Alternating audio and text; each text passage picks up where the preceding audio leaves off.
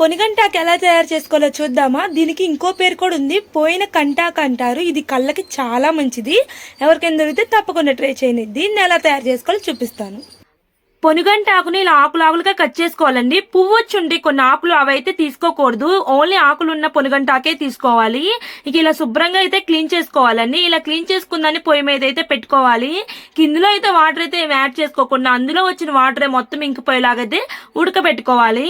ఇది పూర్తిగా ఉడికిపోయినాక దీన్ని అయితే పక్కన పెట్టుకోవాలండి. ఇక నెక్స్ట్ అయితే బాండీ పెట్టుకొని బాండీలో కూరకు సరిపడా ఆయిల్ వేసుకొని ఎండుమిర్చి, ఇందులోనే తాళింపు గింజలు, కరివేపాకు అయితే వేసుకొని ఇవి మొత్తం వేగే వరకు అయితే ఉండాలండి. ఇవి పూర్తిగా వేగిపోయినాక ఇందులోనే మనం ముందుగానే ఉడికించి పెట్టుకున్న పొనుగంటాకు వేసుకొని ఇందులోనే రుచికి సరిపడా ఉప్పు, పసుపు వేసుకొని అయితే ఒకసారి అయితే బాగా కలుపుకోవాలండి. పొనుగంటాకు పంట చేలల్లో గట్లుంటే చూసారండి, ఆ గట్ల మీద అయితే పెరిగిద్ది గడ్డిలోనే.